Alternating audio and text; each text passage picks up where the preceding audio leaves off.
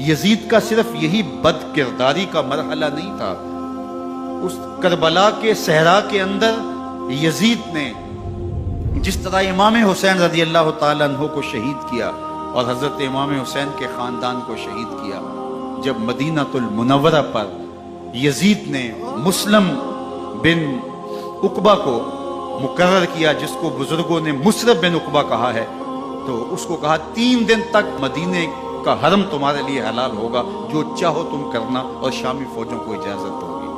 تو وہاں بھی انہوں نے 10,000 تابعین اور 700 صحابہ کو شہید کیا۔ حضرت ابو سعید خدری رضی اللہ تعالیٰ عنہ گھر سے باہر نکلے، کافی بوڑھے ہو چکے تھے، تو انہوں نے حضرت ابو سعید خدری کو پکڑ لیا، کہا تم کون ہو؟ کہا مجھے ابو سعید خدری کہتے ہیں۔ تو کہا ہاں تمہارا نام سنا ہے، اور داڑھی سے پکڑ کے کھینچا اور کہا کہ ہے تمہارے پاس جو ہمیں دو؟ تو کہا کہ میرے پاس تو کچھ بھی نہیں، میں تو فقیر آدمی۔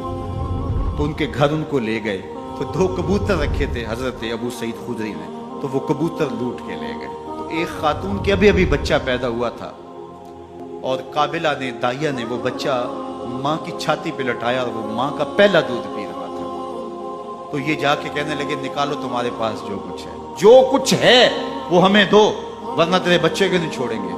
تو ماں بچے سے مخاطب ہو کے کہتی ہے، ابھی بچہ پیدا ہوا ہے اور ماں سے پہلا دودھ پی رہا ہے، کہ بیٹے اگر میرے پاس کچھ ہوتا، وہ قیمتی سے قیمتی چیز بھی ہوتی، تیری جان کے لیے قربان کرتی، لیکن اس وقت میرے پاس کچھ ہے نہیں۔ تو ایک شکی آگے بڑھا اور بچے کو ایک ٹانگ سے پکڑ کے کھینچ کے دیوار کے ساتھ پٹک کے مارا، جس سے دماغ کا بھیجا نکل گیا۔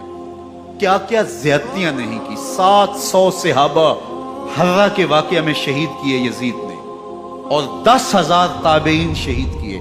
مسجد نبوی میں ممبر رسول کے ساتھ گھوڑے باندھے، اور وہ ممبر رسول اور مصلی رسول کے قریب لید کرتے رہے۔ 3 دن تک مسجد نبوی کے اندر گھوڑے بندھے رہے، اور مدینہ کی حرمت پامال کی۔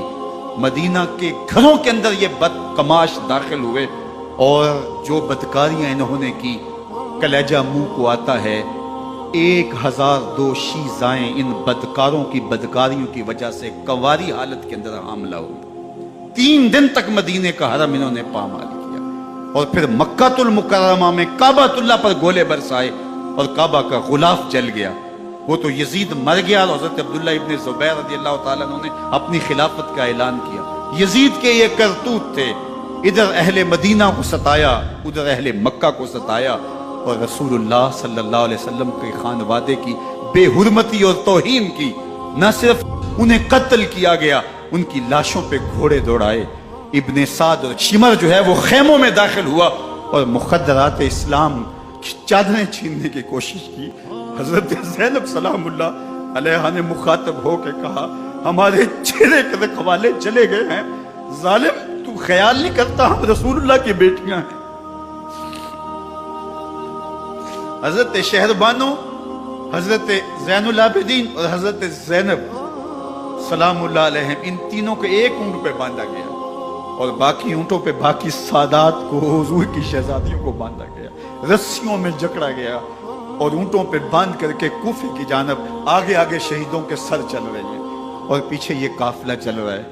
اور جب یہ قافلہ وہاں سے گزرا جہاں لاشیں پڑی تھیں، امام زین العابدین 14 سال کے تھے اور بیمار تھے، اور ان کا حوصلہ نہ ہوا، وہاں غشی ان کے اوپر آنے لگی، اور وہ منظر ابن کثیر نے، باقی لوگوں سب نے لکھا ہے کہ پھر جب ان کی یہ حالت ہوئی، تو پھر سیدہ زینب سلام اللہ علیہ، جنہوں نے ابھی تک بڑے حوصلے کے ساتھ ساری مشکلات کا مقابلہ کیا تھا، اب ان کے بندن ٹوٹ گئے اور آنکھوں سے آنسو بہنے لگے، اور سیدہ زینب نے امام حسین رضی اللہ تعالیٰ عنہ کی لاش پہ کھڑے ہو کے، اور وہ روندی ہوئی لاش، ٹوٹی ہوئی ہڈیاں، اور وہ پریشان بدن، کٹا ہوا سر نیزے کی نوک پہ، اور لاش یہ پڑی ہے، تو حضرت سیدہ زینب نے مدینے کی طرف منہ کر کے جو ہے وہ حضور سے فریاد کی، رسول اللہ، اے پیارے آقا، یا جدہ ہو، اے ہمارے نانا محترم، یہ دیکھیے آپ کا حسین پڑا ہوا ہے۔ بدن سے کپڑے اتار لیے گئے، خاک ہوائیں اڑا رہی ہیں، اور اس کے اوپر چادر جو ہے وہ مٹی کی پڑ گئی ہے، یا محمد آہو۔ اور آگے فرمایا، حضور آپ کی اولاد کاٹ دی گئی، اور پھر کہا بناتوں کا سبایا، حضور دیکھیے آپ کی بیٹیوں کے ہاتھ باندھ دیے گئے ہیں، اونٹوں پہ کس دیا گیا ہے، سرے شہیدہ آگے آگے چل رہے ہیں۔ راستے کے اندر ایک جگہ آئی اور ان کو اتارا گیا۔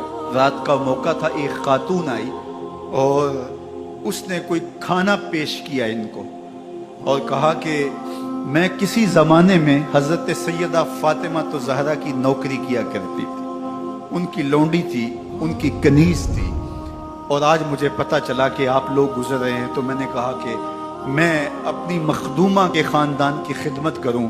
اور پھر اس نے کہا کہ اس وقت سیدہ کی گود میں ایک 6-7 ماہ کی بچی تھی جس کو زینب کہا کرتے تھے۔